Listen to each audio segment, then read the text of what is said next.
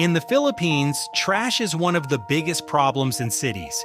Rivers, waterways, and streets are practically drowning in filth.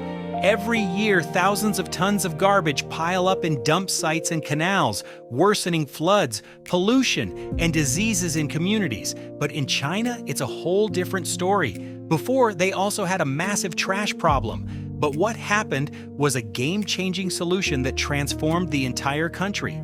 Back in the early 2000s, China was facing a widespread garbage crisis. Rapid urbanization, industrial expansion, and hundreds of millions of people moving to cities created literal mountains of trash. Landfills overflowed, city rivers and lakes became toxic. People even said back then that cities were practically drowning in their own garbage. Then in 2010, a Chinese engineer pitched a radical idea. What if we turn trash into electricity? Instead of throwing waste into landfills, they built modern waste-to-energy plants. Here, trash is sorted, shredded, and burned at high temperatures. The intense heat boils water to produce steam, which drives turbines to generate electricity. And these aren't the smoky factories of the past. Advanced filters trap harmful gases, while the leftover ash is recycled into road construction and cement.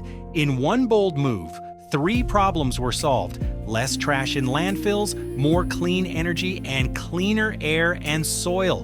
By 2024, over 1,100 waste-to-energy plants were operating in China, producing billions of kilowatt-hours of electricity every year. A single ton of trash can generate 200 to 500 kilowatt-hours, enough to power a household for about 2 weeks.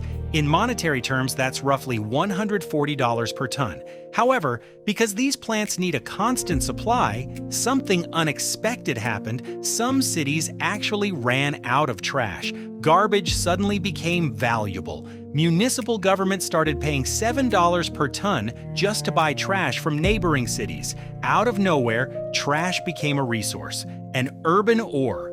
While many countries are still struggling to reduce landfill waste, like the USA, where 50% of municipal waste still goes to landfills, China transformed a national headache into a profitable and sustainable industry.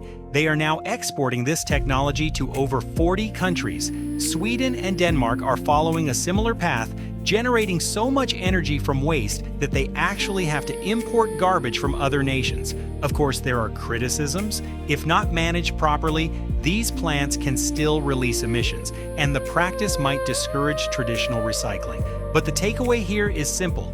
Waste is only waste if you waste it. China turned garbage into energy, jobs, and raw materials. It's a prime example of a circular economy where products and materials are continuously reused. At first, China's garbage crisis seemed overwhelming: endless landfills, polluted rivers, and smoky skies. Today, that very same garbage powers clean electricity, heating, and industry. In several cities, it's rightfully called urban ore. This story isn't just about trash, it's about innovation, mindset, and opportunity, because inside all that filth lies potential wealth.